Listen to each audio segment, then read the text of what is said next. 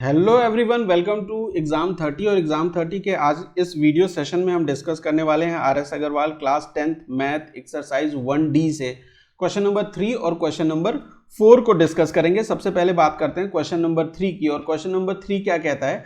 Find rational numbers between √2 and √3। हमें क्या करना है? √2 और √3 के बीच में एक रैशनल नंबर बताना है। ठीक है, तो हम इसे कैसे सॉल्व कर सकते हैं? देखिए, √2 की वैल्यू हमें पता है क्या होती है। √2 की वैल्यू ये होती है 1.414 एंड सो ऑन। 2 एक क्या है? 2 एक नॉन परफेक्ट है, मतलब किसी भी नंबर का परफेक्ट स्क्वायर नहीं है, तो इसका मतलब ये एक इर्रेशनल नंबर होगा। तो इसका डेसिमल एक्सपेंशन इस तरह का होगा जो नॉन टर्मिनेटिंग नॉन रिपीटिंग होता है। √3 भी मतलब √3 में ये जो 3 है वो भी किसी का परफेक्ट स्क्वायर नहीं है, तो इसका जो डेसिमल एक्सपेंशन होता है या इसको हमें डेसिमल फॉर्म में लिखें तो वो हम क्या लिख सकते हैं?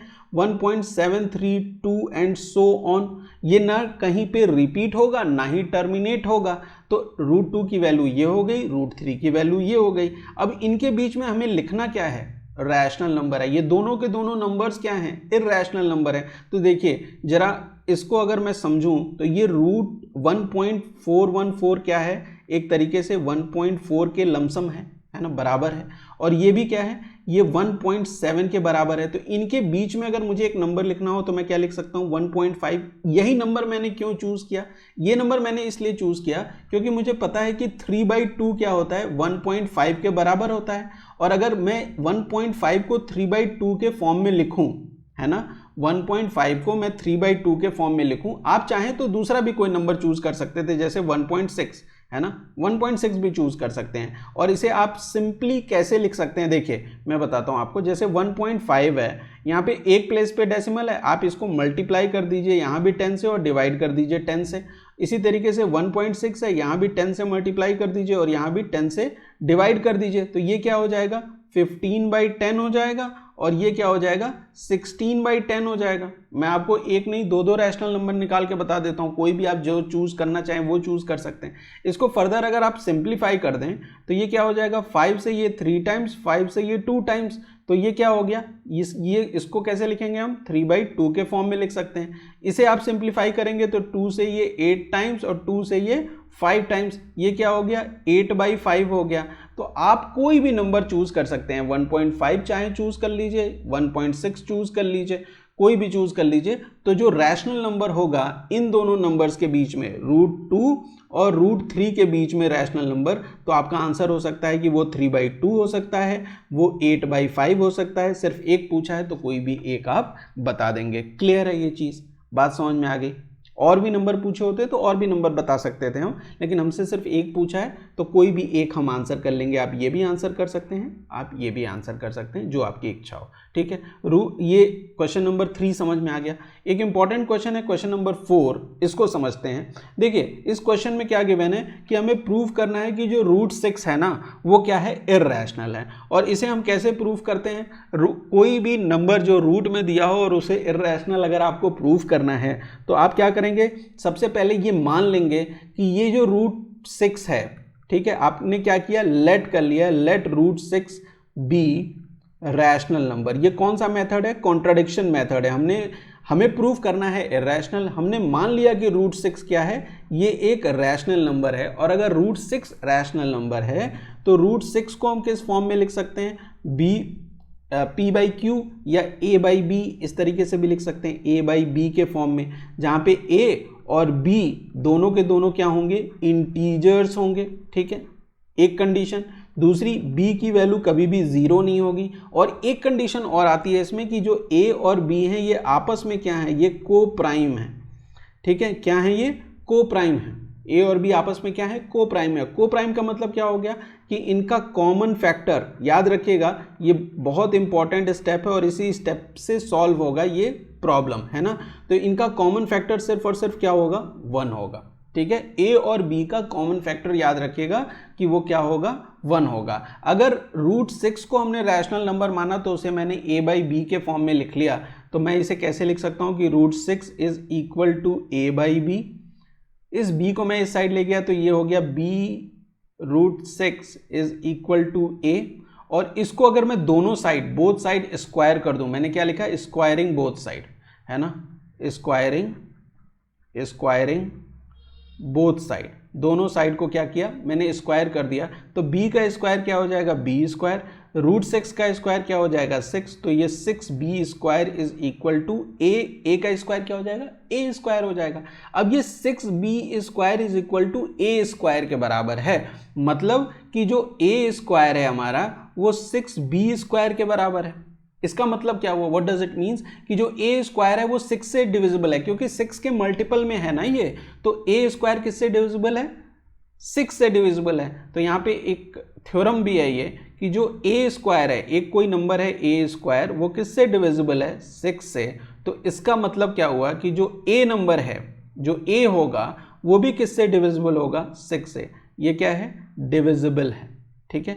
a स्क्वायर 6 से डिविजिबल है, तो इसका मतलब a भी किससे डिविजिबल है 6 से। ये थ्योरम हमने ऑलरेडी पढ़ा हुआ है, समझा हुआ है, हम जब भी इर्रेशनल नंबर्स प्रूव करते हैं तो इस थ्योरम का यूज करते हैं।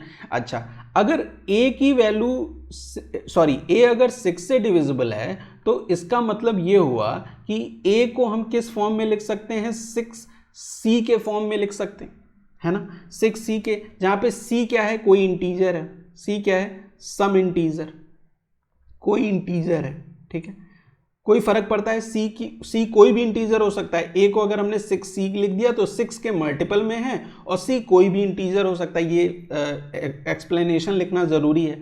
अच्छा, a को मैंने 6c मान लिया, 6c, तो इस वाले इक्वेशन में, ये इक्वेशन मान लीजिए कि ये इक्वेशन 1 है, इस इक्वेशन में आप अगर पुट करें, है ना, put a is equal to 6c in equation 1, तो देखिए क्या होता है, यहाँ पे 6b स्क्वायर है, यहाँ तो एज इट इज रहेगा, a की जगह पे क्या आ जाएगा 6c आ जाएगा, तो 6c का क्या हो जाएगा होल स्क्वायर। ये हो गया 6b square is equal to 36c square, 6 से ये 36 कैंसिल हो जाएगा, तो यहाँ पे बचेगा b square is equal to 6c square, ठीक है। अब ये b स्क्वायर किसके बराबर है, 6c स्क्वायर के बराबर है ना, b स्क्वायर किसके बराबर है 6c स्क्वायर के बराबर है। इसका मतलब ये हुआ कि b स्क्वायर भी किसका मल्टीपल है, 6 का मल्टीपल है, और 6 का मल्टीपल होने का मतलब क्या हुआ कि जो b स्क्वायर है वो भी डिविजिबल है, ठीक है, b स्क्वायर भी डिविजिबल है किससे, 6 से,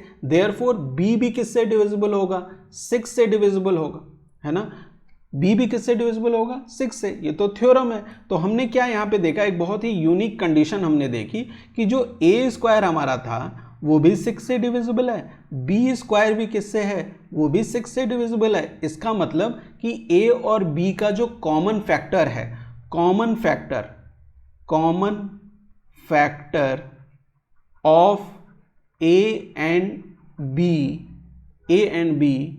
इज 6, है ना, एक कॉमन फैक्टर 6 है कि नहीं है, क्योंकि a 6 से डिविजिबल है, b भी 6 से डिविजिबल है, तो इनका कॉमन फैक्टर a और b का क्या हो जाएगा 6 हो जाएगा, क्योंकि दोनों नंबर 6 से डिविजिबल है।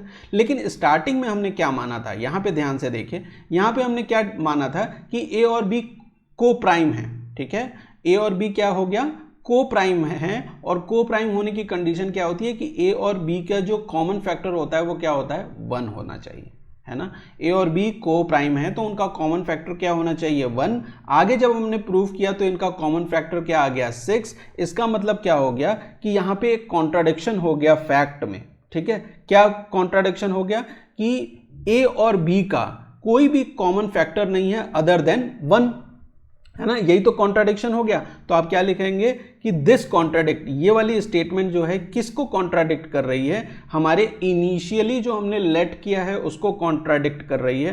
तो क्या लिखेंगे हम, दिस कॉन्ट्राडिक्ट द फैक्ट, कौन सा फैक्ट कॉन्ट्राडिक्ट करती है कि a एंड b आर को प्राइम, है ना, ये इस चीज को कॉन्ट्राडिक्ट कर रही है। और ऐसा कॉन्ट्राडिक्शन क्यों आया, क्योंकि हमने जो लेट किया था ना, एज्यूम किया था कि रूट 6 रैशनल नंबर है, इस वजह से ये कॉन्ट्राडिक्शन आया है। तो हम क्या कहेंगे कि कॉन्ट्राडिक्शन अराइज हो गया जब हमने माना कि रूट 6 क्या है, रैशनल नंबर है, तो इसका मतलब कि ये इर्रेशनल नंबर है। ये प्रूव हम नहीं कर पाए कि इन दोनों के जो ए और बी के जो कॉमन फैक्टर है वो 1 है। आगे चल के हमारे पास जो कॉमन फैक्टर आ गया वो एक और आ गया, वो 6 आ गया। हमारे जो स्टेटमेंट थी या जो हमारा जो पहले का एजम्पशन था वो कॉन्ट्राडिक्ट हो गया। इसका मतलब कि ये रैशनल नंबर नहीं है, तो ये रैशनल नंबर नहीं है √6, तो क्या होगा, ये एक इर्रेशनल नंबर होगा। तो हम यहाँ लिख सकते हैं hence √6 इज इर्रेशनल। ठीक है, √6 क्या है, इर्रेशनल है। समझ में आ गई बात। अच्छा, ये था क्वेश्चन नंबर 4 का सॉल्यूशन। क्वेश्चन नंबर 3 भी हमने समझ लिया। उम्मीद करता हूँ ये वीडियो आपको बहुत अच्छे से समझ में आई होगी। मिलते हैं नेक्स्ट वीडियो में, जहाँ पे हम डिस्कस करेंगे क्वेश्चन नंबर 5 और क्वेश्चन नंबर 6 को। Thank you for watching.